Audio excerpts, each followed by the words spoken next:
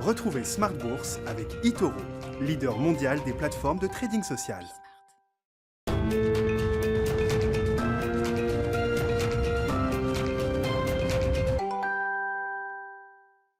Et c'est reparti pour Smart Bourse, votre double dose quotidienne de marché en direct sur Bismart. Chaque jour à la mi-journée, 12h30, 13h et le soir, la grande édition, le grand digest de l'information économique, financière et boursière pendant une heure à partir de 18h30. Au sommaire, ce soir, le démarrage d'une semaine intense sur le plan des statistiques macroéconomiques et des résultats d'entreprise. Les chiffres macro de la semaine s'annoncent spectaculaires, que l'on parle de l'inflation qui va commencer à montrer un rebond assez spectaculaire sur un an avec des effets de base qui vont jouer évidemment en la faveur des prix à la consommation. On aura les chiffres américains dès demain, les chiffres en zone euro un peu plus tard dans la semaine. Et puis sur le plan de la consommation également, les deux étant intimement liés, puisqu'on aura la publication des ventes au détail pour le mois de mars aux États-Unis et en zone euro. Le PIB chinois s'annonce lui aussi phénoménal. On attend peut-être une hausse de 15-20% du PIB chinois sur un an, le premier trimestre par rapport au premier trimestre 2020. La publication aura lieu ce vendredi. Et puis des enquêtes de confiance qui devraient là aussi montrer un climat qui s'améliore dans les entreprises. On notera le ZOO qui sera publié cette semaine en Allemagne. Voilà pour la partie macroéconomique. Et puis les résultats d'entreprise de retour sur le devant de la scène avec dès demain soir les chiffres de LVMH pour les ventes du premier trimestre. On aura également dans le secteur L'Oréal qui publiera ses ventes cette semaine, ce jeudi, et puis le coup d'envoi des trimestriels américains avec, comme le veut la tradition, le secteur bancaire qui sera sur le devant de la scène à partir de mercredi aux États-Unis. On parlera de tous ces sujets avec nos invités de Planète Marché dans un instant. Numériser la santé, c'est un des grands thèmes porteurs du moment auquel adhère Microsoft. Microsoft qui confirme le rachat aujourd'hui de la société Nuance pour près de 20 milliards de dollars, dettes comprises. Nuance qui est positionnée comme un acteur central de la numérisation de la santé et des services de santé, un spécialiste de l'intelligence artificielle qui a notamment participé à la construction de Siri, l'assistant vocal d'Apple. Et puis dans la partie corporate, les annonces du jour autour du dossier Veolia-Suez, la hache de guerre est enterrée. Les deux groupes ont trouvé un accord et Suez marque un plus haut historique en bourse aujourd'hui autour de 20 €. Vous aurez le résumé complet dans un instant de cette séance avec Nicolas Pagnès depuis la salle de marché de Bourse Direct. Enfin, dans le quart d'heure thématique de Smart Bourse, chaque soir à partir de 19h15, nous parlerons de Largo ce soir qui prépare son entrée en bourse prévue dans quelques jours, quelques semaines à peine sur Euronext Growth. Largo qui est un des acteurs du reconditionnement de smartphones et de tablettes, une société nantaise, et l'un des fondateurs de Largo sera avec nous donc en visioconférence en direct à partir de 19h15.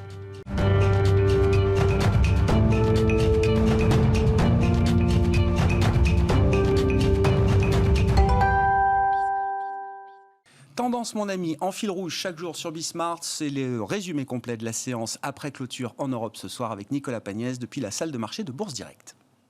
Clôture proche de l'équilibre ce soir pour le CAC 40, l'indice parisien qui perd 0,13% à 6161 points. Les investisseurs qui se montrent prudents aujourd'hui avant le début de la saison des résultats qui commence demain avec notamment la publication des résultats trimestriels de LVMH avant ceux des grandes banques américaines puis ceux de L'Oréal ou encore de Publicis prévus jeudi. Demain, les investisseurs scruteront également de près l'indice des prix à la consommation aux États-Unis alors que Jérôme Powell a réaffirmé sur CBS ce week-end que les poussées inflationnistes ne devraient être que passagères. Il a également estimé que l'économie américaine se trouve en ce moment même à un point d'inflexion. Jérôme Powell qui anticipe une accélération de la reprise économique et du marché du travail grâce notamment à la stratégie vaccinale et budgétaire du gouvernement Biden. Jérôme Powell qui a également tenu à préciser qu'un relèvement des taux de la Fed était hautement improbable pour le moment. On notera aux États-Unis que les rendements d'emprunt à 10 ans progressent à 1,68% à la clôture parisienne alors que sont émis aujourd'hui 58 milliards de dollars de dette à 3 ans et 38 milliards de dollars de dette d'État à 10 ans. Côté statistique, à présent, les investisseurs ont pu prendre connaissance des ventes au détail en zone euro aujourd'hui. Celles-ci dépassent les attentes pour le mois de février. Elles progressent de 3% sur un mois et reculent de 2,9% sur un an, là où les analystes attendaient une progression 2 fois moins forte sur sur un mois et une baisse de plus de 5% sur un an.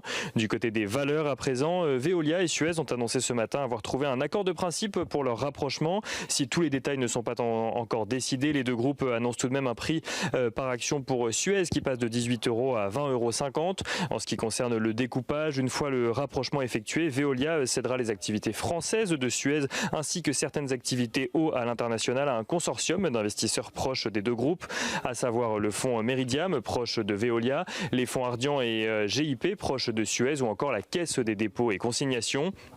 La nouvelle entité devrait avoisiner un chiffre d'affaires de 6,9 milliards d'euros. Donc la nouvelle entité Suez devrait avoisiner un chiffre d'affaires de 6,9 milliards d'euros, tandis que le nouveau Veolia devrait peser, lui, à l'issue de l'opération, 37 milliards d'euros de chiffre d'affaires. Suez a par ailleurs accepté pour cela de désactiver sa fondation aux Pays-Bas afin donc de permettre le rapprochement. Une nouvelle qui est saluée par les marchés puisque Veolia gagne environ 10% ce soir à la clôture à Paris, tandis que Suez gagne lui environ 8%. Autre valeur qui s'apprécie ce soir, c'est Téléperformance. Téléperformance qui relève son objectif de croissance de chiffre d'affaires pour 2021 après avoir constaté une progression record de ses revenus au premier trimestre. Téléperformance qui annonce désormais anticiper une croissance de 12% de son chiffre d'affaires annuel, là où elle en visait 9% auparavant. Et l'entreprise qui annonce également viser une marge d'EBITDA supérieure à 14% cette fois-ci pour 2021. Téléperformance qui gagne environ 2% à la clôture parisienne ce soir. On notera également que Valneva a annoncé être actuellement en train de faire les démarches pour s'introduire en bourse aux États-Unis sur le Nasdaq. Une introduction qui se ferait sous forme d'American Depositary Shares, le dispositif permettant aux entreprises étrangères d'être cotées sur les marchés américains. Valneva qui gagne 1,5% cette fois-ci sur le marché parisien. Sanofi annonce de son côté investir 400 millions d'euros sur 5 ans dans un site de production de vaccins à Singapour. Une annonce qui intervient à la suite du rachat de Tidal Therapeutics spécialisé dans l'ARN messager. Sanofi qui perd de son côté 0,22% ce soir. Et on notera aux États-Unis que Microsoft est actuellement en discussion pour acquérir Nuance Communication, une entreprise spécialisée dans l'intelligence artificielle. Une acquisition pour un montant de 16 milliards de dollars. Et on finit avec l'agenda de demain. Demain, donc, les investisseurs prendront connaissance de l'inflation aux États-Unis, on le disait tout à l'heure, mais aussi de l'indice ZOO du climat économique en Allemagne et en zone euro pour le mois d'avril. Ils prendront connaissance de la production industrielle et du PIB au Royaume-Uni, cette fois-ci pour le mois de février. Et côté entreprise, donc, les résultats de LVMH seront particulièrement attendus, et notamment les ventes de sa division mode et maroquinerie qui avait cru de près de 20% au dernier trimestre de l'année 2020. Nicolas Pagnès en fil rouge avec nous tout au long de la journée sur Bismart depuis la salle de marché de Bourse Direct.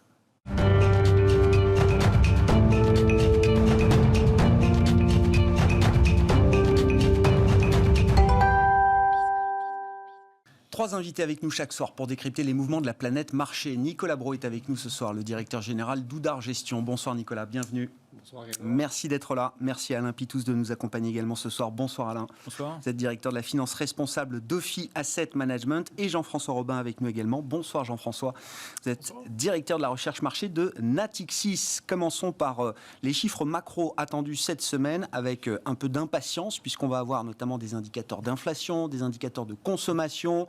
On aura la croissance chinoise également du premier trimestre 2021 qui sera comparée avec celle du premier trimestre 2020. Bref, des chiffres qui s'annoncent tous spectaculaires, Jean-François. Est-ce que le marché est prêt à ces chiffres phénoménaux qu'on va vivre cette semaine et qui vont sans doute se prolonger pour plusieurs mois?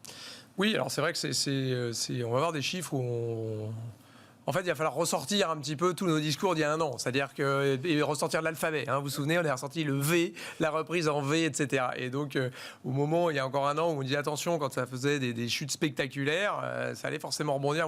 Évidemment, un an après, on est sorti de l'ornière pour un certain nombre de pays et de secteurs.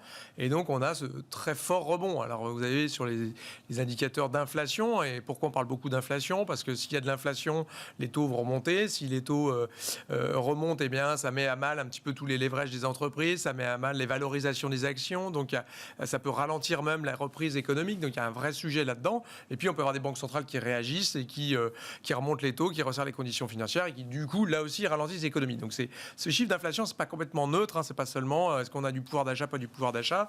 Il y a vraiment un sujet de reprise économique derrière tout ça. Donc évidemment, un an après, il faut se souvenir que dans l'inflation, il y a beaucoup, notamment de matières premières. Et on se souvient qu'en avril l'année dernière, typiquement, on avait un prix du pétrole, du WTI, qui avait fixé en territoire négatif. Le Brent était à $17. Donc on a des effets de base quand il est aujourd'hui à plus de $60. Évidemment, vous avez un comparable qui est très difficile.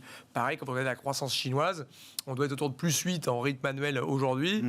Au trimestre de l'année dernière, on était en plein choc du Covid en Chine. Donc évidemment, on a des comparables qui sont très, très, très favorables dès les premiers trimestres. Donc on va avoir des chiffres hyper impressionnants. Concrètement, on peut avoir de l'inflation aux États-Unis au-delà de 3%, au-delà de 2% en Europe. Donc changement de paradigme quand même. Ouais. En revanche, je crois que les marchés, quelque part, l'ont un peu en tête. Les banquiers centraux l'ont en tête également. Donc je ne suis pas sûr que ce soit un énorme market mover. C'est le job des économistes de marché, entre autres, de justement fixer ces consensus et de préparer les investisseurs aux chiffres qu'on va avoir. Sur l'inflation, c'est intéressant peut-être de revenir sur la séance de vendredi, puisqu'on a eu un indice de prix à la production aux États-Unis, pas les prix à la consommation qu'on aura cette semaine, mais cet indice de prix à la production, et pourtant le marché attendait là aussi des effets de base, j'imagine, Jean-François, il a dépassé toutes les attentes. Il est sorti 2 fois au-dessus du consensus, avec une marque à plus de 4% sur un an, plus de 3% de hausse si on prend la partie cœur de cet indice de prix à la production.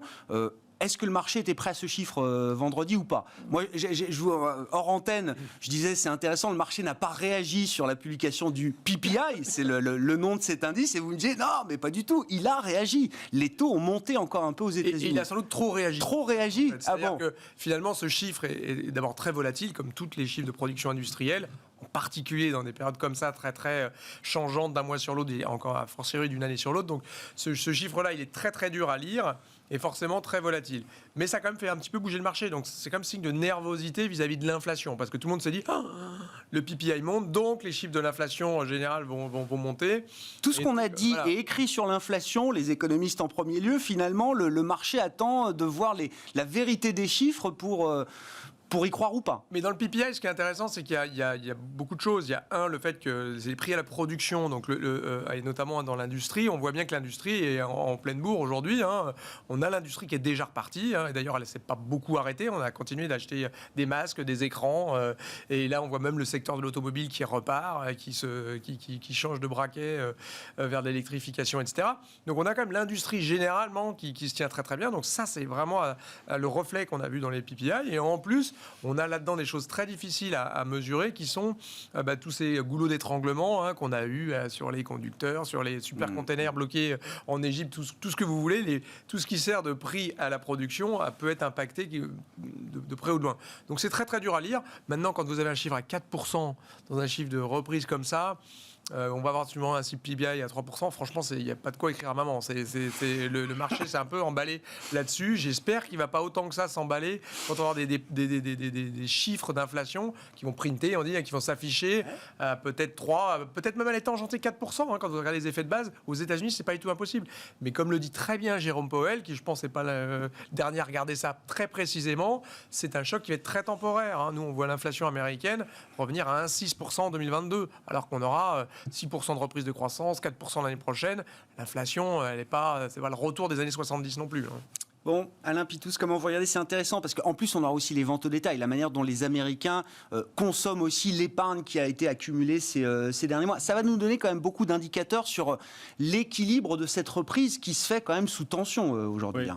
Alors moi j'ai une lecture complémentaire par rapport à ce que vous venez de décrire sur ce qui a changé par rapport à l'année dernière sur la perception qu'on a de la transition climatique et de ce qui peut se passer. C'est-à-dire qu'en fait on a par l'exemple ce qui va arriver dans les années qui viennent et qui fait beaucoup réfléchir par rapport à ces problématiques d'inflation. si on prend les matières premières agricoles qui ont explosé depuis quelques temps, sauf quelques-unes, mais globalement, elles ont vraiment monté parce que à certains endroits, il a fait trop chaud, à d'autres, il a fait trop humide, à d'autres, il a fait trop froid. Résultat des courses, on a quand même pas mal de zones où on a un déficit de production agricole qui fait monter les prix. Donc ça c'est pas lié à la crise économique actuelle. C'est-à-dire qu'on en prend très conscience aujourd'hui. Il y a ce phénomène d'accumulation avec les Chinois qui consomment et qui, on va dire, thésaurisent peut-être sur certaines de ces productions. Ils reconstituent leur cheptel de cochons qu'ils ont tués suite à la crise qu'ils ont eue sur la fièvre porcine. La fièvre porcine il y a quelques mois. Donc tout ça, ça crée des problèmes qui viennent s'additionner. On a aussi une accélération de la réflexion sur la transition énergétique qui font monter beaucoup de matières premières nécessaires à la transition. L'argent est un métal de la transition, ça, mais pas que. Tout un tas de métaux comme ça qui, pour partie, ne sont pas recyclables. Donc il y a ce phénomène, alors je ne parle même pas des terres rares que les Chinois ont réussi à capter, on va dire, parce que les autres ont des contraintes écologiques qu'ils ne peuvent pas produire, donc ces matières premières.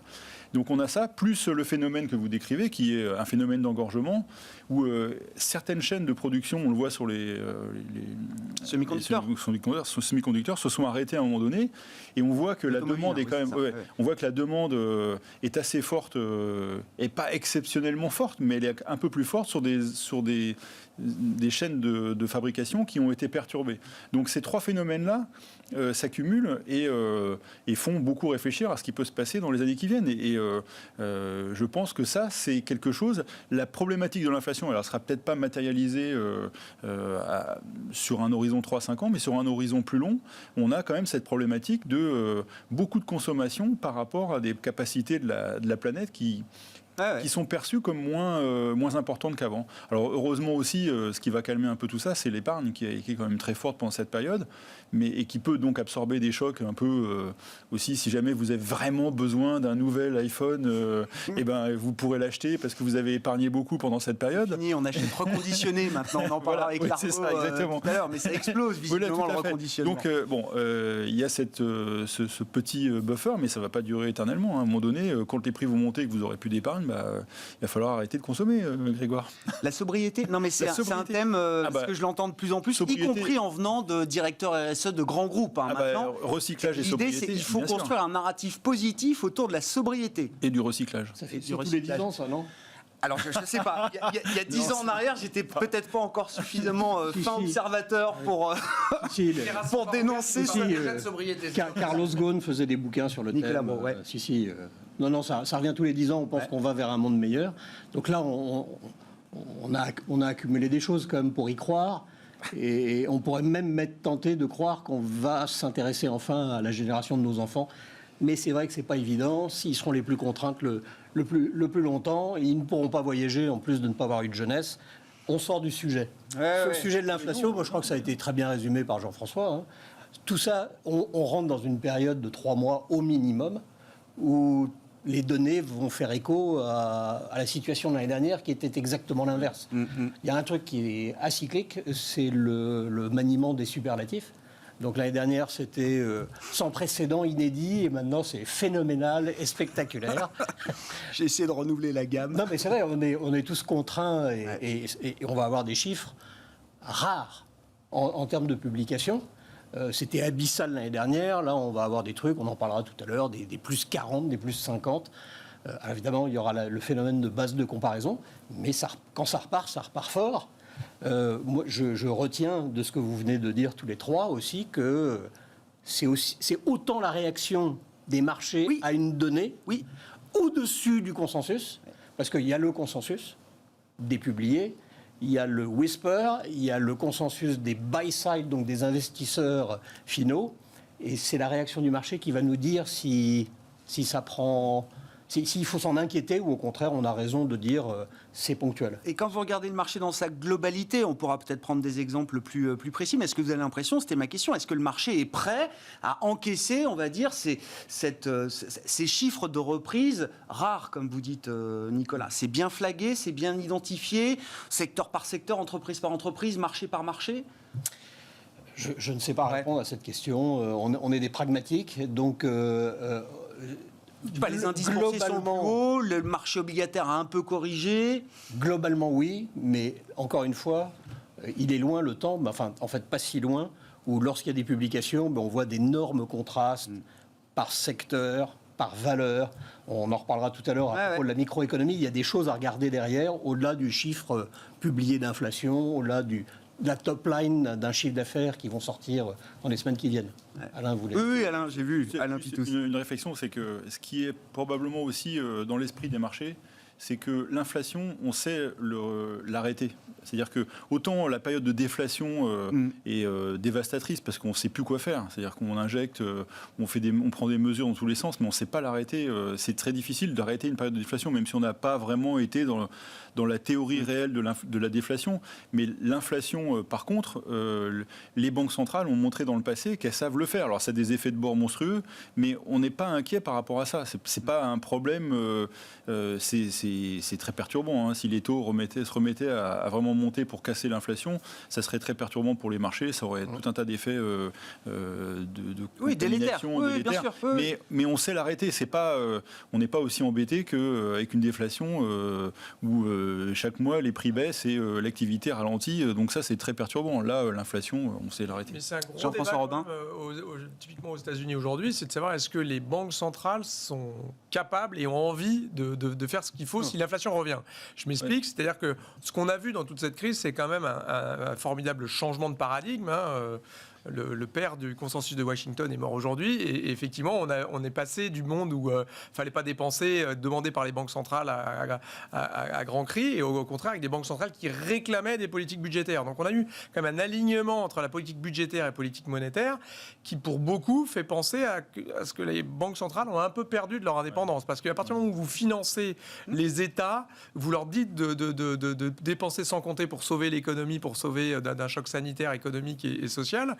Et du coup, ça vous empêche quand même un petit peu de faire ce qu'il faut le jour où l'inflation revient. Ouais. Et donc toute cette question-là, je ne dis pas que j'y crois, mais toute cette question-là, elle est un peu, est-ce que les banques centrales voudront et pourront? Parce que si vous remontez les taux d'intérêt, par exemple au Japon, si aujourd'hui remontez les taux d'intérêt après 30 ans de taux bas, vous tuez tous les assureurs, qui eux-mêmes sont détenteurs de la dette publique. Donc vous avez un système financier qui est quand même en risque. Donc aujourd'hui, la capacité des banques centrales, même si elles le voulaient, à remonter fortement les taux, elle n'est pas si évidente. Et maintenant, pour jeter dans le normatif et pour le positif, je pense que je suis assez d'accord avec vous, c'est qu'une banque centrale aujourd'hui, elle a autant de moyens à la baisse qu'à la hausse, c'est-à-dire que là, elle a fait du quantitative easing, elle a injecté de la liquidité, c'est quand même assez facile, si vous prenez la Banque Centrale Européenne, chaque semaine, tous les 3 mois, quand vous avez des énormes TLTRO, des injections de liquidité qui vont arriver à échéance, de les arrêter. Donc je ne pense pas du tout qu'il y aura un souci. Juste, attends, Alain, pour parler clair, Jean-François, on a vu 1,75 et plus sur le 10 ans américain, jusqu'à combien est-ce qu'on peut aller dans le schéma que vous décrivez avec une bosse d'inflation de quelques mois, des banques centrales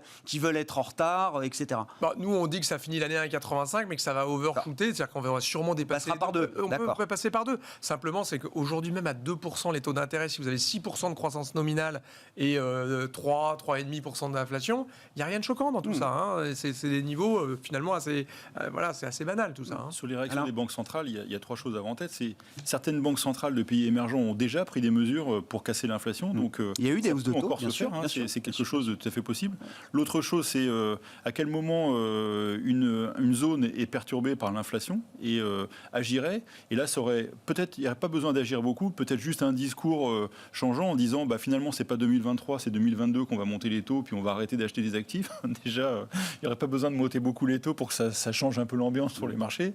Puis la troisième chose, c'est que l'ajustement, il se fera comme sur les marchés émergents par les devises. Ouais. Et autant on est habitué à une volatilité sur les actions, etc. Mais s'il se remettait à y avoir une grosse volatilité sur les grandes devises, je ne parle pas des devises émergentes qui ont pu connaître une vol importante, ça pourrait créer un trouble sur les marchés qu'on n'est plus habitué à rencontrer. Voilà, c'est un petit peu... l'exemple de la Turquie qui va exactement dans le sens de ce que vous décrivez. C'est-à-dire qu'on a eu la Banque centrale turque qui était aux mains d'Erdogan qui a dit non mais je vais baisser les taux. Je baisse les taux pour lutter contre l'inflation. Et là, on a vu les investisseurs quitter la Turquie en force et une devise qui a perdu 15% en quelques heures. Donc oui, il y a ce sujet-là. Quand la Banque centrale n'est plus indépendante, il y a un sujet. Dieu merci, on n'a pas décidé de remettre ça en cause pour l'instant. On a bien vécu quand même depuis quelques décennies avec ça. Gardons-le, oui. Nicolas Brault, la microéconomie qui va être à nouveau à l'honneur cette semaine et les prochaines, mais c'est vrai que là on va avoir de manière très symbolique et très forte le coup d'envoi des publications trimestrielles. Alors à Paris ça passe par les chiffres de vente de LVMH demain soir et puis ceux de L'Oréal entre autres jeudi soir, et aux États-Unis par les résultats trimestriels des grandes banques à partir de mercredi. Globalement, qu'est-ce que vous attendez de cette séquence de résultats? Est-ce qu'il y a des secteurs spécifiques là, à suivre particulièrement dans le contexte actuel, sachant que tous les secteurs, à un moment ou à un autre, ont payé au cours de l'année qui vient de s'écouler, que ce soit les valeurs croissance défensive, puis les valeurs cycliques plus-value. Est-ce qu'il y a des secteurs particuliers là, qui méritent une attention spécifique?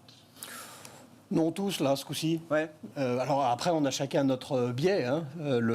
En ce qui nous concerne, le biais est croissance. Donc on se prend des coups depuis 3 mois, 5 mois. C'est intéressant parce que c'est bien d'être bousculé, de douter, de remettre en question. Et puis c'est pas irréductible.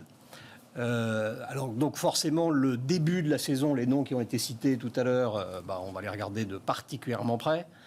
Je crois que tous les secteurs sont concernés parce que cette fois, tous ont des facteurs qui soit se sont retournés dès la mi-année l'année dernière, c'est le cas de LVMH, L'Oréal, voilà, j'en dirai un mot, et puis ceux pour lesquels c'est depuis septembre, octobre, la pontification de la courbe des taux pour les banques, etc., les reprises de ventes automobiles. Bon, peut-être que j'insisterai sur un point en macro d'ailleurs, comme en micro, c'est qu'il faut qu'on regarde plus l'Est, la Chine, l'Asie. La crise pandémique n'a fait que révéler des choses, des tas de tendances qu'on connaissait. Le cycle commence là-bas. Donc là, la puissance américaine prend le relais, mais le cycle commence là-bas. Donc une ligne de démarcation, c'est le plus vous êtes exposé à la croissance chinoise asiatique, le meilleur seront vos résultats là pour le trimestre. Oui, probablement, mais on revient au sujet de ce que l'on sait déjà. Et il faut regarder comment vont les ventes automobiles en Chine, largement autant que les ventes en France, et combien PSA vend de voitures au mois de février. C'est sympathique de voir quand ça monte de 200%, mais c'est un non-sujet en fait. Le sujet est l'Asie et la Chine sur beaucoup de choses. Les semi-conducteurs, l'acier, l'automobile, des tas de choses viennent d'Asie, et les ventes de luxe. Alors demain soir, à VMH, on va avoir des chiffres du type... probablement 23% de croissance organique, plus de 40%, 45% dans la division mode et maroquinerie. Ce qui est 2 fois le rythme habituel, hein, c'est ça à peu près, Nicolas. On ne sait pas dire quelle est la norme, on fait dire ce qu'on veut à la norme une fois qu'on a connu une année 2020. Ça peut changer entre-temps. Ce qui est intéressant dans ces publications, et ça sera pareil avec L'Oréal, c'est que les périodes d'à-coups négatifs sont quand même souvent courtes. On parle de là, qui c'est sont plus hauts. Extraordinairement court. Non, mais je parle de réalisation économique. Sur l'opérationnel. Le thème l'année dernière, à la même époque, le grand débat, c'était que Wall Street était complètement à la ramasse par rapport à la réalité de Main Street, qu'on était complètement enivré par les banques centrales. Tout ça est vrai, mais il n'empêche que du point de vue corporate, du point de vue des entreprises, l'année 2020 a été extraordinairement intéressante. C'est un stress test de grandeur nature, bien plus intéressant que les stress tests qu'on fait en tant qu'asset manager pour rassurer nos conseils, nos comités et le régulateur. C'est un vrai test d'agilité, de mobilité, etc. Et là, on trouve 2 groupes qui ont été exemplaires. Il y en a d'autres, exemplaires. Et donc, le plus 45, ça va venir de Louis Vuitton et de Christian Dior, qui sont depuis 2-3 ans des moteurs, enfin depuis toujours, mais Christian Dior depuis 2-3 ans un moteur alternatif. Et c'est la puissance des grandes marques, c'est la puissance de la Chine, c'est la puissance de l'e-commerce, c'est la puissance de la qualité pour les consommateurs. C'est exactement les mêmes thèmes du côté de L'Oréal. Vous avez douté un moment ou pas de la capacité de ces groupes qui sont des darlings, et vous êtes investisseur croissance, forcément, évidemment. Mais bien sûr, bien sûr. Puis en faisant un retour en arrière de certains mois qui ont été terribles. Et puis la Chine jusqu'en mars l'année dernière ou avril, c'était un gros mot. Ils sont en Chine, au secours. Aujourd'hui, on est en France. bon, pardon. Il vaut mieux être en Chine durablement, quoi. Donc, ces chiffres vont être intéressants, mais autant dans la réaction. Le consensus attend des chiffres peut-être de 30-35 chez Louis Vuitton, Christian Dior. Les investisseurs que nous sommes attendent au moins 40. Donc il faut faire au moins 40, sinon ça va baisser. Et quand vous voyez des secteurs, alors cycliques, en rattrapage, je sais pas, vous les qualifiez comme vous voulez, mais qui sont revenus là aussi sur des niveaux d'avant-crise, voire au plus haut, je pense l'indice, c'est Travel & Leisure en Europe. Alors il y a beaucoup de jeux vidéo dans la partie loisirs, mais il y a aussi tous les voyagistes, l'hôtellerie, etc., qui a déjà effacé lui aussi la crise pandémique, alors même que voilà, la saison estivale est peut-être encore un peu pas évidente pour tout le monde. Est-ce que ça veut dire qu'il y a quand même des fragilités aussi là, dans ces cours boursiers aujourd'hui pas ceux d'LVMH et de L'Oréal, j'ai bien compris. Le mais marché dans son rôle, tout va devenir dérivé seconde peut-être. On va parler des semi-conducteurs, c'est un secteur dérivé seconde. Alors là, c'est extraordinaire, pénurie, machin, il y a même des usines qui brûlent, tout le monde est au courant. Dérivé seconde, c'est exactement ce que le marché, un plus bas, on a fait un plus bas le 19 mars l'année dernière. Oui. Là, on est 30% au-dessus du même niveau l'année dernière. Alors là, on a une inflation du commentaire, surtout va bien, c'est normal, 2 000, 3 000, 4 000 milliards, je te balance ça. Le marché dans son rôle. Maintenant, est-ce que la problématique bilancielle de ces groupes est quelque chose, en fait, on s'en fout.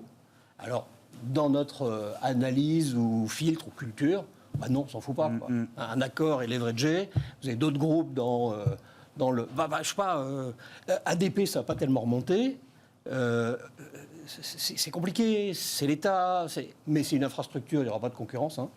Et ils ont, sur le plan financier, bien traversé l'année 2020. En tout cas, ils nous ont impressionnés. Donc non, on ne peut pas faire de commentaires généraux. C'est pour ça qu'on est là aussi. C'est pour ça que la matière microéconomique est passionnante. Le facteur picking, pour dire les choses, le facteur picking prend de plus en plus d'importance. Le facteur sélection de titres prend de plus en plus d'importance dans les performances des portefeuilles. Oui, et puis il y a des thèmes. Il y a le thème de coût matières premières, enfin le sujet de Jean-François, qui déroule sur la micro, les frais de transport. Ça va être partout. Il y a le sujet du pricing power, parce que plus vous avez une marque forte, plus vous avez une capacité à absorber ça et à aller chercher auprès de vos clients un peu de surcroît de prix. Et puis il y a le sujet du levier opérationnel. Donc là, c'est la course volume mix. Alain ? Oui, je n'ai pas d'avis particulier par rapport à ce qui a été dit. Juste, vous avez évoqué 3 mois difficiles après 10 années qui ont été très bonnes, je pense, quand même, sur le plan... si vous avez joué la croissance... oui, c'est ça. Donc, ça va, ça doit aller. Mais je pense qu'on arrive à un niveau, et le marché fait toujours comme ça. C'est-à-dire qu'il ne vous laisse pas acheter quelque chose pas cher, avec une perspective de croissance encore incertaine, mais qui est quand même hautement probable. C'est-à-dire qu'il y a tellement d'argent qui est injecté sur le plan budgétaire, avec cette épargne accumulée, et des perspectives d'entreprise qui sont très bonnes, le marché, il ne va pas vous laisser les entreprises au prix des résultats réels encaissés à cause de la crise. Donc ça, c'est la première chose. Après, il va y avoir, je pense, post-crise, peut-être plus tard. Alors, au début, je pensais que ça laisserait avant cet été, mais je pense que ça sera un peu plus tard. Il y a quand même des facteurs de discrimination qui vont arriver, qui vont être assez importants. C'est-à-dire, il y a quand même des entreprises qui vont être très perturbées, qui ne vont pas pouvoir réinjecter cette inflation dans leurs coûts, donc, dans leurs prix, pardon, parce que dans les coûts, ils y seront. Oui, ils ne pourront pas passer les hausses de prix. Donc il y en a quelques-unes qui vont être coincées, qui ne vont pas pouvoir produire, d'autres qui ne vont pas pouvoir mettre ça dans leurs prix. Donc ça, c'est quand même un peu un problème. Il va falloir en tenir compte à un moment donné. Et je pense que au-delà des résultats qui vont être annoncés, donc on va avoir LVMH qui va annoncer, on va avoir d'autres entreprises qui vont annoncer, les guidance vont être importantes, c'est-à-dire qu'est-ce qu'ils vont dire sur justement tout cet environnement qui commence à être un peu incertain. Et un autre point qui me paraît quand même pas tellement pris en compte par le marché aujourd'hui, c'est gentiment tout le monde annonce des hausses d'impôts, tout le monde applaudit, ah, bravo, mais ça peut quand même avoir un effet sur les marges. Ou alors il y a un truc que j'ai pas bien compris quelque part. Alors peut-être qu'il y a tellement de croissance de volume que finalement payer un peu plus d'impôts c'est pas très très grave, mais enfin je pense qu'à un moment donné ça pèse quand même.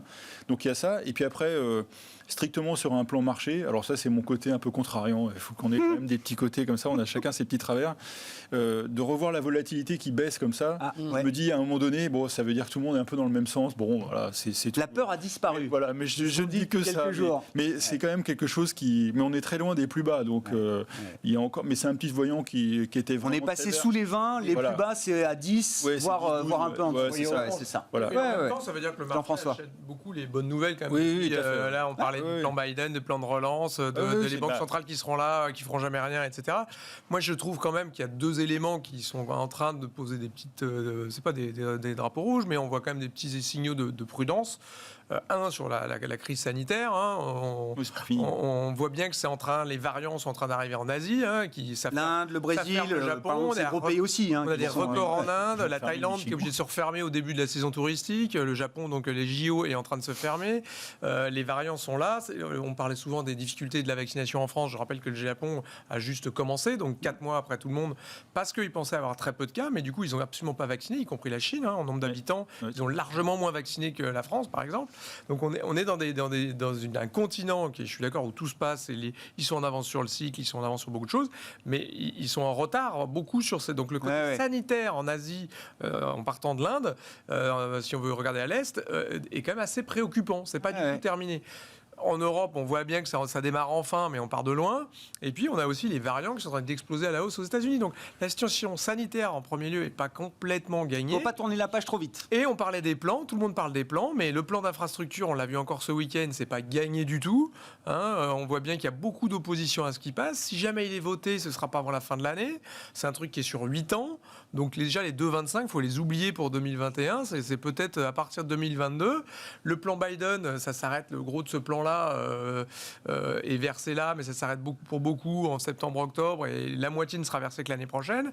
Donc attention, et puis il y a ces histoires de hausse d'impôts qui arrivent, et là vous avez ce que les économistes appellent le phénomène néo-ricardien, c'est que si vous financez des dépenses par des impôts, finalement toutes ces fameuses épargnes que tout le monde aspire à voir se mettre à l'œuvre, à consommer, à investir, peut-être qu'elle ne va pas toutes se déverser. Moi je cite toujours cette étude qui a été faite par le MIT, quand vous avez de l'épargne versée aux ménages américains, il y a un tiers qui est consommé, un tiers qui est épargné et un tiers qui sert à se désendetter. Il y a une récente enquête qui a été faite aux États-Unis, 60% des gens, qu'est-ce qu'ils vont faire avec leur chèque? C'est se désendetter. Donc ça va même au-delà de ce qu'on dit traditionnellement de l'épargne supplémentaire américaine. Le secteur des semi-conducteurs, vous l'avez évoqué d'un mot, mais je veux bien qu'on en dise encore quelques mots. Nicolas Brault, oui, je le mettais comme emblème de cette reprise sous tension, en lien avec les sujets dont on discute, les pénuries, qui sont d'ailleurs en train de s'intensifier. Les semi-conducteurs avec l'automobile derrière, mais on a des exemples tous les jours qui se multiplient de manque de produits, manque de matière pour aller jusqu'au bout de la consommation. C'est un secteur qui, économiquement, a fait une année 2020 de grande qualité. 2020. Et donc, boursièrement, même si ST Micro est tombé à 11 et vaut 33, on a gagné beaucoup d'argent avec les semis. Il se trouve que ça continue plutôt. Alors, le narratif devient un peu, pas encore un narratif de haut de cycle, mais s'en approche quand même. Une fois que tous les commentaires sont uniformément alignés sur alors le mot pénurie, il n'y en a pas assez, etc. Ok, l'automobile, enfin, vous avez comme client l'automobile, vous avez comme client des data centers, il y en a un qui vous dit, il y a un an, j'arrête tout, et qui maintenant dit, je redémarre, j'en ai pas assez. Mais, on serait producteur, on va vers nos clients qui sont les plus réguliers, les plus stables. Bien sûr. Donc, vous prenez un ticket, vous faites la queue comme tout le monde. Il y a une dynamique qui est forte. Il y a des acteurs en Europe qui sont bien positionnés, notamment chez les équipementiers, des ASML, ASMI, machin. Soitec en France, c'est pas mal. Le cycle, il est asiatique, il est TSMC. C'est un vrai sujet géostratégique pour la Chine, ce sujet-là, puisqu'ils veulent se doter de leur propre capacité, mais ils vont mettre beaucoup de temps. Et puis, il est américain. Donc, c'est intéressant, faut être dessus, il y a de l'innovation, ça voyage avec le cloud, l'intelligence artificielle, l'Internet des objets. Donc, certains ont même écrit que c'était le pétrole du siècle. C'est vrai que c'est super intéressant, mais attention, boursièrement, ça a 2 temps d'avance sur ce qu'on voit. Donc, il faut regarder. Intel vient d'annoncer un plan, donc ils sont revenus sur leur velléité de se désengager de la production. Ça y est, ils investissent 20 milliards aux US. C'est stratégique de toute façon. On va vers ce monde, évidemment, où chacun veut se doter de ses propres forces. Alors, c'est un bon signe immédiat pour les ASML de ce monde et les équipementiers, les Tokyo Electron. Mais en même temps, une fois qu'on aura eu 1, 2, 3, 4, 5 annonces de nouvelles capacités, le marché se mettra à voir qui, en 2022, mi-2022, a un marché plus équilibré. Donc, tout ce dont on parle, de hausse des prix, etc. Puis les semi-conducteurs, c'est un peu comme dans la voiture. Hein. Si vous mettez à augmenter vos prix parce qu'il y a une grosse tension, avec certains clients, ça passe pas. Ça se paye lourd. C'est pas payant d'être gourmand. D'être greedy, parce qu'au prochain retournement de cycle... Et puis c'est beaucoup de mini-cycles. C'est pas moins 10 en prix. Donc, voilà, oui. Attention au décalage entre l'histoire boursière et le futur opérationnel quand même de ces groupes. Moi je préférais déjà maintenant sélectif sur les noms plutôt que prendre des trucs de... Je ne sais pas si c'est le pétrole de demain, mais ça me fait penser au cochon chez moi en Bretagne, c'est-à-dire que c'est le cycle du cochon, c'est-à-dire que quand le prix du cochon baisse, plus personne n'en fait, plus personne n'en élève, etc. Donc la pénurie, les prix montent énormément. Et puis là, quand les prix sont hauts, tout le monde se met à faire du cochon, à élever son cochon. Et là, il y a du cochon partout et le prix va rebaisser. Et donc les semi-conducteurs, là, on voit bien que tout le monde pénurie dans le monde. Et là, on voit Intel qui vient d'être cité. On voit que les Chinois mettent des dizaines de milliards pour essayer de s'autonomiser de la technologie américaine qu'ils n'ont pas. Et on veut les Américains qui veulent plus dépendre de la Chine. Et là-dedans, les Européens qui rêvent d'une nouvelle génération de semi-conducteurs et d'être la batterie européenne maintenant dans les semi-conducteurs. Donc tout le monde s'y met. Je suis assez d'accord pour dire qu'il peut y avoir aussi des sauts technologiques qui fait qu'on en a peut-être moins besoin que à voir si tout n'est pas déjà un peu dans les prix quand même. Il nous reste 5 minutes. Donc du cochon, venons-en au traitement des eaux usées, au recyclage des déchets, pour dire un mot de Veolia Suez. Oui, non mais je saisis la perche. Allez-y, Jean-François. Alors bon, je sais que c'est pas votre sujet d'expertise d'être spécifique sur les entreprises, mais là quand même c'est un deal français qui a fait les choux gras de la presse depuis 7 mois maintenant, 7 mois de guerre, qui semble se conclure aujourd'hui avec un deal. Bon. Maintenant, 7 mois pour une fusion de 2 leaders mondiaux, c'est pas non plus, je crois pas, spécialement long. À la fin, on peut quand même se dire, c'était une belle négociation finalement. Tout le monde se met d'accord autour d'un prix un petit peu plus élevé. Donc j'ai quand même l'impression qu'à la fin, on finit avec un leader mondial européen et en plus français, avec un prix qui satisfait plus de monde, avec en plus des jeux de mécanos qui satisfont un petit peu tous les parties prenantes, à la fois des fonds d'investissement j'ai l'impression que c'est un peu un win-win cette histoire-là. C'est assez rare de voir à la fois l'acheter et l'acheteur monter en même temps. Donc moi je crois que finalement ça se termine plutôt bien. D'accord avec ça, Alain, à force de négociation, voilà. Chercher un consensus avec toutes les parties prenantes, cotées, non cotées, etc. Est-ce qu'on aboutit à quelque chose d'intelligent? C'est la question. Quelque chose d'intelligent, je ne sais pas, mais enfin en tout cas le deal est fait et puis on garde de la compétition en France. Oui. Parce que le nouveau Suez, ce qu'on appelle le nouveau Suez, gardera ses activités d'eau et de déchets en France. Mais alors après, je sais pas ça si c'est prévu, mais est-ce qu'ils vont avoir une capacité de se redévelopper à l'international, ce qui mettrait un peu d'ambiance. Mais déjà, rien que ce qui va se passer sur la France, plus les quelques endroits qu'ils ont réussi à préserver, on va voir ce que ça va donner. Mais là, je reprends ma casquette de finance responsable. Traitement de l'eau, avoir ces 2 leaders qui sont capables de faire du traitement de l'eau et traitement de déchets en général, plus tout ce qui est traitement spécifique, industriel, etc. De poubelle, etc. On est quand même sur des enjeux extrêmement importants et on le regarde chaque fois qu'on paye notre facture d'eau. C'est un enjeu clé et qui va le devenir encore plus. C'est des investissements qui payent ou pas? Ce secteur des utilities, comme on les appelle? J'ai l'impression que c'est un peu des secteurs boring, ennuyeux, dont on parle assez peu, en fait. Oui, mais je pense que ça va devenir majeur. Donc, c'est aussi la crise qui nous fait nous rendre compte de ça. Et encore une fois, le traitement de l'eau dans les années qui viennent, ça va être un enjeu clé. Alors, dans des pays, on a quand même, je crois, 3 milliards d'habitants sur Terre qui n'ont pas accès à de l'eau courante simplement. Donc, on voit bien que c'est un enjeu. Puis, regardez ce qui va se passer sur le Nil, entre l'Éthiopie qui est en train de faire son barrage, qui est en train qui discute de manière de plus en plus... C'est plutôt ça le nouvel or noir, c'est sans doute l'eau. Et puis, mais c'est une denrée publique. Alors, donc le pricing de et justement, il y a une tentative de il y a l'eau et l'eau potable. Il y a une tentative d'en faire un instrument de marché quand même. Ça aussi, c'est quand même il y a des futurs sur l'eau aujourd'hui en Californie qui pose problème, moi je trouve. Enfin, voilà. Et puis il y a un enjeu aussi, c'est-à-dire qu'on raisonne de la transition énergétique. On parlait des mines tout à l'heure. Toutes les mines ont besoin d'eau généralement pour pouvoir travailler, donc dans des endroits qui n'en ont pas accès facilement. Enfin, on est avec l'eau en général, qui est un sujet. Et moi, donc ça mérite plus de valeur. C'est des groupes qui méritent plus de valeur. Rapidement, Jean-François. Oui, parce que nous, Nicolas c'est une thématique qu'on a beaucoup un petit peu documenté sur l'eau, justement. Parce il y a un fonds thématique water. Non, parce que voilà, sur l'eau, on peut aussi regarder les acteurs, justement, qui sont plutôt économes en eau ou qui font des progrès dans l'économie d'eau, dans la production, le traitement des eaux. Donc on peut aussi jouer la problématique de l'eau sans forcément privatiser de la donnée sous-jacente, mais aussi qu'est-ce qui qui préserve cette valeur fondamentale de l'avenir. Ouais, il y a des endroits où la dessalinalisation de l'eau et les stockages d'eau dessalinée est un enjeu stratégique de sécurité nationale. Vous allez dans les pays du Golfe, c'est un enjeu national, l'eau. Donc voilà, avoir des experts géostratégique, voilà, c'est un enjeu même de sécurité nationale. Avoir des experts, protéger ces sources c'est très bon. Voilà. Ça vaut peut-être pas les semi-conducteurs, mais bon, parce qu'une usine, on survit sans semi-conducteurs. Oui. Oui. Sans eau, non. Difficilement aujourd'hui. Pour conclure, Nicolas, ce qui vous intéresse sur Veolia-Suez, l'opération en tant que telle ou sur le sujet évoqué par Alain, là, on n'en est qu'au préambule, mais ce qu'on entend, c'est qu'entre les États-Unis et la Chine va se jouer dans les décennies qui viennent une guerre sur la maîtrise du climat. En plus, oui.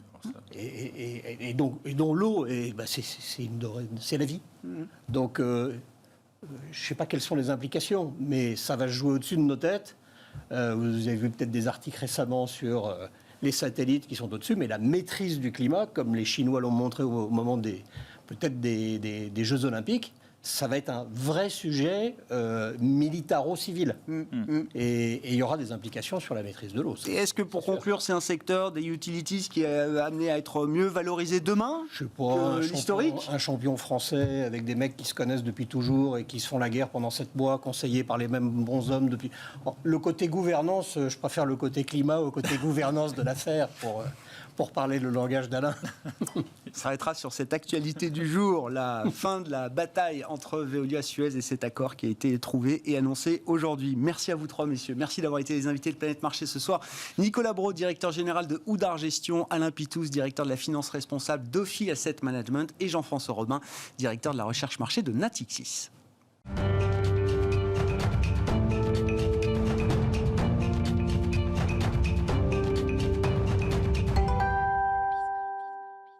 Le dernier quart d'heure de Smart Bourse, chaque soir, c'est le quart d'heure thématique. Le thème du jour, c'est l'entrée en bourse de Largo, prévue ces prochains jours sur Euronext Growth à Paris. Et le cofondateur de Largo, Christophe Bruno, est avec nous en visioconférence à distance. Christophe Bruno, bonjour et bienvenue. Merci beaucoup d'être avec nous. Je vais vous laisser parler évidemment du modèle de Largo et de sa proposition de valeur, comme on dit quand on discute avec les investisseurs. De manière très simple, vous êtes un des spécialistes français du reconditionnement de smartphones et de tablettes, une société qui a été fondée à Nantes. Et l'introduction en bourse va vous permettre de lever autour de 17 millions d'euros, je crois, dont 14 millions d'euros d'augmentation de capital avec une cotation qui est prévue après le 20 avril. Ce qui m'intéresse, Christophe Bruno, encore une fois, je vous laisse la parole, c'est la stratégie et la proposition de valeur. Comment est-ce que vous récupérez vos smartphones, auprès de qui, où et comment est-ce que vous les reconditionnez et quelles sont les barrières à l'entrée que vous pouvez créer pour ce type d'activité aujourd'hui? Bonsoir Grégoire, ravi d'être avec vous ce soir sur le plateau de Bismart. Donc Largo, c'est une aventure qui a démarré en 2016. Pour ma part, j'ai une expérience dans les télécoms depuis une vingtaine d'années, mon associé également. Et donc l'idée, c'était de participer activement à cette économie circulaire. Nos produits, on les source aujourd'hui sur 2 canaux principaux. Le premier, des canaux courts, des circuits courts, donc du buyback. On a des partenaires qui sont distributeurs ou opérateurs et on participe activement à leur programme de reprise par l'intermédiaire d'un partenaire qui s'appelle Comparicycle. Et on a un troisième canal d'approvisionnement qui est les brokers aux États-Unis. On s'alimente aux États-Unis également. On a créé avec Frédéric l'Argo sur 3 fondamentaux. Le premier, le sourcing. On parlait de barrières à l'entrée. Le sourcing est un élément majeur. Donc aujourd'hui, on a une direction des achats qui est aguerrie au sujet avec une sélection rigoureuse des fournisseurs sur la partie broc. Il est épaulé d'une équipe technique chez nous qui vient contrôler l'état cosmétique des produits à la réception avant de les envoyer sur la branche reconditionnement. Donc c'est un secteur où il faut avoir pas mal de réseaux sur la partie broker pour trouver des produits de qualité. Ensuite, on a un programme un process industriel de reconditionnement qui est basé sur la maîtrise de la qualité sur toute la chaîne de valeur, puisqu'on est reconditionneur basé à Nantes et 100% de nos activités sont françaises. Donc on va venir traiter les produits unitairement. Donc on a un ERP qui permet de tracer les IMEI, les numéros de série des téléphones, et donc on connaît la vie du mobile de son entrée dans notre usine jusqu'à son après-vente. Également, on a développé un système de SAV intelligent qui permet à nos distributeurs de suivre leurs distributeurs ou clients de suivre leur SAV en temps réel, puisqu'on est sur un marché de seconde vie et vendre du mobile reconditionné c'est bien, en assurer le service c'est encore mieux. Donc oui. Ouais, je disais ma question, Christophe, on voit bien effectivement la chaîne de valeur là, sur laquelle vous travaillez. Vous dites la principale barrière à l'entrée, c'est quand même le sourcing. C'est là-dessus que vous allez pouvoir faire la différence avec d'autres acteurs. Ou est-ce que dans la partie reconditionnement, il y a aussi une vraie proposition de valeur? Je ne sais pas si le fait de reconditionner à Nantes, est-ce que ça participe de la valeur que vous créez aujourd'hui pour le consommateur final? Est-ce qu'il y a une bonne manière et des manières peut-être moins valuables de reconditionner des smartphones? Est-ce qu'il y a une différence qui se joue aussi dans ce processus-là? Bien sûr, en fait, on est vigilant dans le process de reconditionnement. Donc, on effectue aujourd'hui sur l'ensemble de nos produits une batterie de tests. Donc, il y a 31 points de contrôle sur le téléphone et 123 tests. Donc, on ne fait pas de picking. 100% des produits sont testés chez Largo. Et à l'issue de ce test, on émet un rapport de test, qui est un rapport de test industriel. Et on a pour ambition de créer une rupture sur le marché, puisque ce rapport de test, on va le rendre public sur le prochain semestre 2021 sur l'ensemble de nos produits. Donc on sera transparent avec nos utilisateurs, puisque ce rapport de test, on est en train de le marketer, parce que c'est un rapport de test industriel aujourd'hui, donc on est en train de le marketer avec les équipes du marketing chez nous, et puis l'ASI pour le rendre accessible à tout le monde. En fait, le client pourra scanner un QR code sur la boîte du produit et il aura la totalité des informations de son téléphone. La provenance, tout ce qu'on a fait sur le téléphone. Et ça, c'est un choix, et c'est vraiment une révolution. C'est un choix de Largo de produire ce document, parce qu'on se veut transparent dans nos process.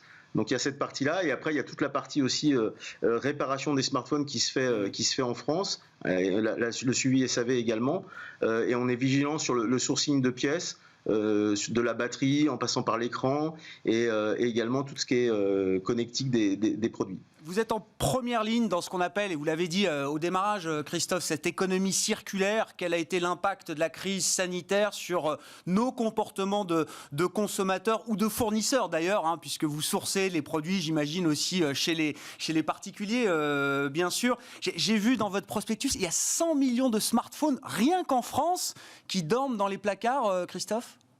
Oui, il y a 100 millions de téléphones. Alors après, il faut mesurer ce chiffre, parce que il y a des vieux produits qui dorment, donc qui sont destinés au recyclage. En revanche, il y a une vraie prise de conscience des Français aujourd'hui sur la valeur de leur téléphone. On fait dépendant pas mal sur notre activité avec le marché de l'automobile d'occasion, et il commence à y avoir des comportements de consommateurs, et puis une offre en face aussi sur la reprise de produits. Donc c'est des choses qui vont se démocratiser dans le temps, mais la demande est tellement forte aujourd'hui qu'on est obligé de sourcer des produits hors de nos frontières. On a bien l'intention de rééquilibrer ces canaux d'approvisionnement dans les prochaines années avec la démocratisation des parcours de reprise, et on est sûr que les opérateurs qui ont pris la parole en fin d'année vont être vecteurs vont structurer ces programmes de reprise. Ils se sont engagés, Christophe Bruno. J'ai pas forcément suivi le discours spécifique des opérateurs par rapport au reconditionnement, mais ils ont pris des engagements par rapport à ça? Tout à fait.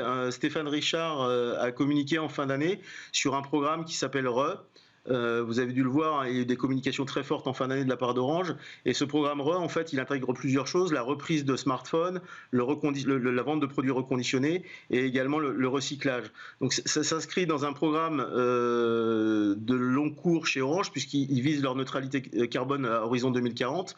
Et donc le produit reconditionné fait partie intégrante de ces différentes mesures. Il y a SFR qui est dans la même démarche. Donc il va y avoir un vecteur de communication forte dans les prochains mois de la part des opérateurs sur le réemploi des produits, associé à une campagne forte de l'ADEME sur le réemploi des produits, donc les instances gouvernementales. Donc on devrait avoir quelque chose qui se démocratise de plus en plus dans les mois à venir. Vous parliez de la crise, juste un petit chiffre comme ça, il y a eu 2,2 millions de smartphones reconditionnés vendus en 2019, 2,6 millions en 2020. Donc malgré la crise sanitaire, on s'est rendu compte qu'il y avait un marché qui était plutôt résilient sur cette gamme de produits, en tout cas ce nouveau marché. Et on est convaincu chez Largo que c'est l'avenir du smartphone. Est-ce qu'il y a encore des freins à lever pour que moi, demain, j'achète en toute confiance un smartphone reconditionné chez vous, en l'occurrence Christophe Bruno? L'aspect circulaire, impact, effectivement, on le comprend très bien, on baigne dedans aujourd'hui, mais est-ce qu'il y a encore des freins qu'il faut lever pour garantir le fait que le smartphone reconditionné, c'est peu ou prou la même proposition de valeur, je suis désolé, mais que le smartphone neuf que vous allez trouver en boutique? En fait, c'est l'objectif de l'opération de Largo. Je vous dis qu'il y a un élément qui nous caractérise, c'est la transparence. Et donc le fait d'aller en bourse, c'est montrer qu'on est transparent. Et on a envie aujourd'hui de démocratiser ces emplois et donc de dire ce qu'on fait et faire ce qu'on dit. Donc il y a effectivement plein de barrières à faire sauter sur ce marché et puis plein de points de réassurance à apporter à nos clients finaux pour que l'expérience reconditionnée soit aussi bonne qu'un produit neuf. C'est quoi là? Il nous reste 1 minute, mais la principale barrière, là, le point de réassurance prioritaire pour vous, Christophe Bruno? C'est la provenance des produits, la provenance des produits, le fait qu'on intervienne en tant qu'industriel dessus et qu'on applique une garantie commerciale sur le produit. On est en train de réfléchir, aujourd'hui on a 12 mois de garantie sur les produits, on va certainement passer à 24 mois dans les prochains mois qui vont venir. Donc ça veut dire qu'on va avoir une offre quasi identique au neuf, en tout cas dans ses codes et puis dans la garantie des produits. Et voilà, et ça on veut le faire savoir à tout le monde parce qu'il y a vraiment un intérêt, au-delà de l'intérêt économique, il y a un intérêt sociétal à utiliser des produits de seconde vie. Merci beaucoup Christophe Bruno d'avoir été avec nous pour nous parler pendant ces quelques minutes de Largo et de ce processus d'introduction en bourse qui est donc désormais lancé. La cotation aura lieu à la fin du mois d'avril. La période de souscription, je crois, court jusqu'au 20 avril. J'espère que je ne dis pas de bêtises, Christophe Bruno. Et l'introduction se fera sur Euronext Growth pour lever jusqu'à 17 millions d'euros. Christophe Bruno qui est avec nous en visioconférence, cofondateur de Largo dans Smart Bourse sur Bismart ce soir.